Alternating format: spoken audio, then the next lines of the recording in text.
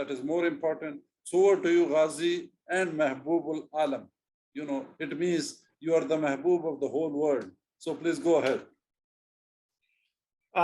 Thank you, Professor Jafta Khan, for very illuminating and overexciting introduction on me, which is not probably the me. I'm a very simple guy who has been working to understand how an academic environment works, how higher education works around the globe, and what is the productivity of higher educations. And before I start talking, let me tell you a bit on most of our speakers are from industry background. I'm the one probably having kind of academic background and some kind of also a bit of industry background. So I do apologize for any kind of conflict that arises on my talk because my background is not an industry and I'm probably a big critic. I am optimistic and I'm very kind of critic and I don't see things so straightforward. I see things a slightly non-straightforward way. And being an orthodox guy, I would probably not be talking about with the slides because that's not my way of doing things. I believe in more traditional way and I do more traditional work in my life. Now I do, again, well, let me seek my apology if I hurt any of the feelings that probably the industry people will be bringing, but I want to put this before the debate goes on so that we can think a bit more.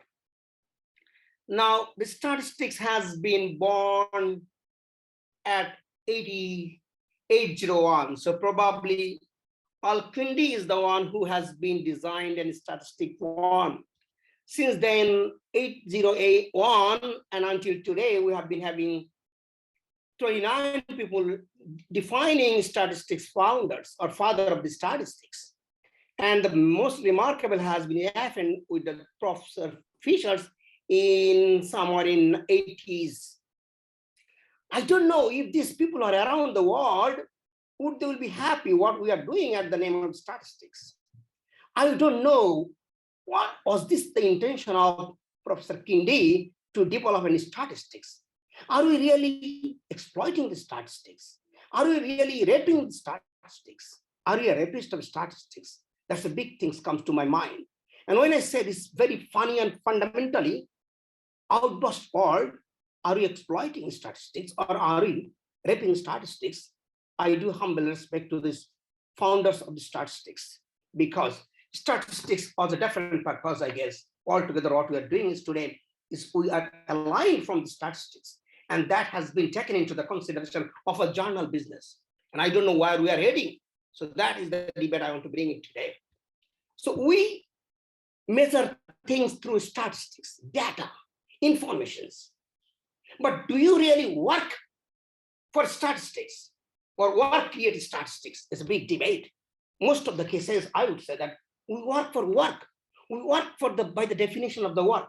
We do publication by the definition of the publications. We produce knowledge by the definition of the knowledge. We go for articles by the definition of the articles and what the production of article means all about. And at the end of the day, that will produce the work, knowledge, innovations, and many more. And then we can bring the statistics in order to evaluate those. But surprisingly, or astonishingly, or very sadly around the world, what is happening is, these days scholars do not work for those targets. Rather, they target the statistics. I want to achieve those statistics. And statistics become one of the parameter, and industry has taken that parameter as a business tools. Nevertheless, I don't want to mention any organization's name, but it could be from the big organizations to the small. It could be big scientific bodies or indexing bodies to the small indexing bodies. Impact factor, citation factor, what not. Are we really playing with those factors, with those games? Or are we actually playing with the norms or with the loving, with the care that we have in our article producing, in our knowledge producing? It's a big debate. Now I'll slowly go back to that debate.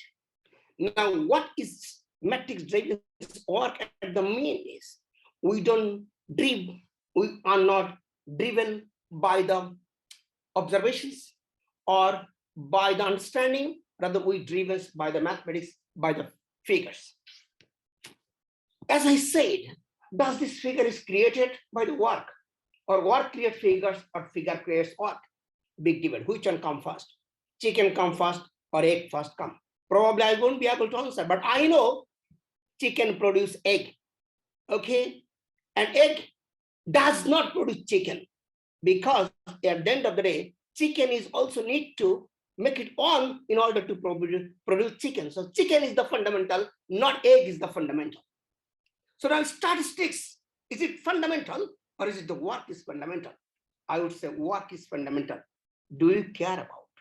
When I say myself, I want to label myself as a big scholar because I have a H index also. I see many of my colleagues, they don't respect even their own work, but they respect H index.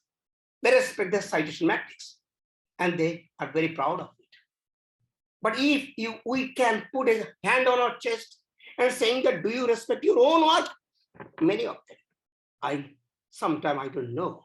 At the end of the day, probably after some time, would a Nobel laureate would be able to put a hand on his chest and say, I'm very much glad what I have done. Or probably he chased the Nobel by chasing statistics. Are we changing our heart? Are we changing our work?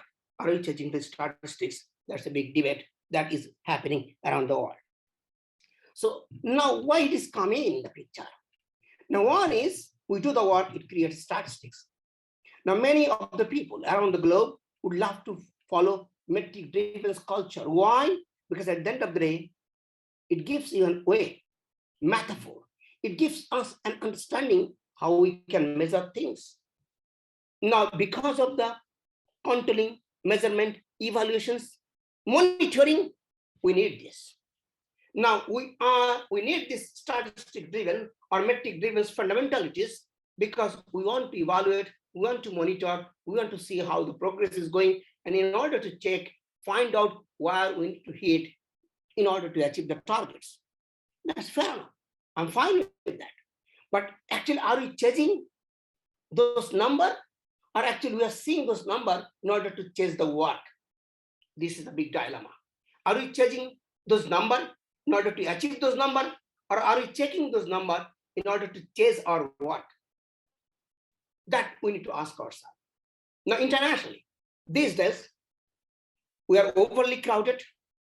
And I don't know who has been given that crowd on our head. It could be a blame game. Oh, developed country has given that to us. We have been following. China overly bumped up. Malaysia, all these Asian countries, including Bangladesh, Pakistan, India. I don't know why, but I can tell you a little bit of politics of it. Bangladesh is overly funded by World Bank, either do Pakistan, India, and so forth on. And because of that, probably those countries' higher education fund comes from this funder. And that gives an obligations to follow the prescriptions what the funding bodies are talking about. And that funding bodies are insisting you to follow all these ISI, QS, and all those things you go and achieve objective-based learning and so forth on. Objective-based learning, is it a higher education learning? Or is it a learning for the kids? Is it a learning for the children? Or is it actually produce intellectual? Because you are formatting them without challenging, just to know the format. Does the statistics or metrics driven creates us out of the box, or it does create some people work in the box? Now, higher education, would it be a very big market driven? Knowledge generation, would it be a market driven? Would it be so big? Should we be thinking that knowledge can be produced every day, every night, every second? Oh, funny, I think we are talking about funny. Knowledge can be produced like this? I don't believe on that. I believe knowledge production takes a lot of time. It needs a lot of efforts. It needs a lot of things to do. But yes, in between that, we produce many things to supplement or to complement on the production of the knowledge. Now, should we be really thinking of so much high impact factor? Should we be thinking about so much citation factor, so much H index, and so forth on? Probably we should or we shouldn't be. My time, I don't think so, because my time is, I guess, if it is 20 according to the then my time should be hovering at 40, right? It's 9:40. I have still 7 minutes to go. So I think, I'm okay. I don't need that much of time. I think most of my talk I'll be able to complete within the boundary. Now the debate is local journals and international journals. Now, should the local journals need to really follow those kind of index parameters, metrics designed? Yes, probably one answer is yes. If they want to compete for an international competitions, they need to have that so that they can tell that. Or do they need to come back a different metrics to tell that that is the right metrics for a local journals? And they need to really force to the international journal to oblige on that. Now, is it an American knowledge or European knowledge or the international knowledge? And everything they do, we see that as an international knowledge. What we do, we don't see it is an international knowledge. So is it a complexity of superiority or inferior complexity of love that we need to define? Now the developing countries, especially Asia, need to define what metrics really work for them. Why their journals is how their journals are contributing. We could be very proud to contribute to the journal published by LCBR, MRL, Taylor and Francis, Chicago University, Oxford Press, and so forth on. And we could be a big guy in the world. At the end of the day, it's going to cost our journals. It's going to cost our knowledge. Now, there should be a mechanism that the podium need to really bring it out, how the contextual journals or how the Asian journals could have its own metrics, and that metrics is not overly influenced by the metrics, rather that metrics is a parameters going to evaluate the statistics, going to really, that metrics is going to evaluate the work, not the statistic, not checking the statistic. And then they need to prove it in an international audiences. Okay, this is what the Asian metrics is all about. And this is all about the Asian work is and how this work is aligned to an international work. Otherwise, algebra could be invented in Middle East, but it would be exported to the West. And West is going to cultivate all the cream, and they are going to suck the cream of whatever innovation we are doing. It's a very crying time not to be really put the legs into the trap, rather need to create not a trap, but need to create a mechanism where we can see Asia is working hard with their subjectivity and objectivity as the way they need to really embody it in the society. And that society can really talk about what the genesis of the society, what the root of the society, and how this root is going to be connected with the international podium. With this note, I just would like to conclude my talk, which is my purpose was to generate a discourses, to give a food for thought that we can always think, once industry come with a product, should we going to buy the product, or are we going to work with industry in collaboration closely so that the industrial product meet not the demand of commodity, but the demand of the work that we are doing. Thank you. Thank you for the moderators. Both moderators are good friend of mine. I think I haven't crossed my time. I think I am